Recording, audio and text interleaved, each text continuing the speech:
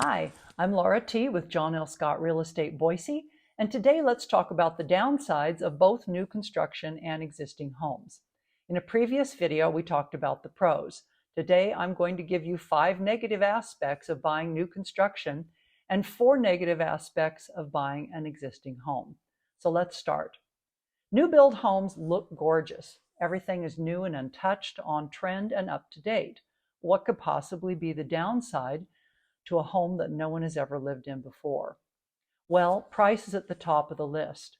Square foot for square foot, newly constructed homes will almost always be more expensive than an existing build. Labor and materials costs tend to go up each year, meaning that the price of a new build increases annually as well.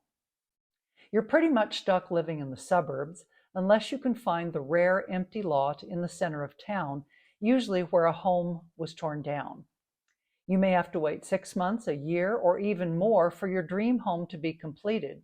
And in the meantime, you'll need a place to live, which means either renting or paying a mortgage on top of the regular payments to your builder. Delays happen with some regularity in the building industry, so be prepared to be flexible with your timeline. New immature landscaping means less shade for several years, unless you can afford to buy mature trees and plants for your yard.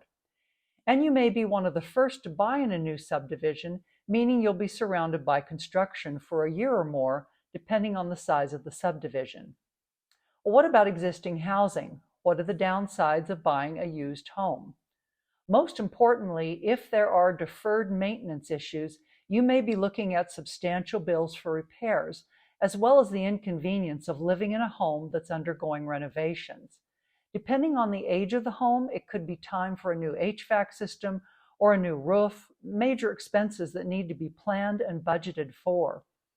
Very old homes, the charming variety that your grandmother or great aunt lived in, could have lots of issues that you would never find in a more modern home. Knob and tube wiring, little to no insulation, or a plumbing system that's older than grandmother herself was. These issues can be extremely expensive and time-consuming to remedy and may require specialist contractors. And older homes often have tiny rooms, limited storage, and/or inefficient floor plans that don't match up with your lifestyle.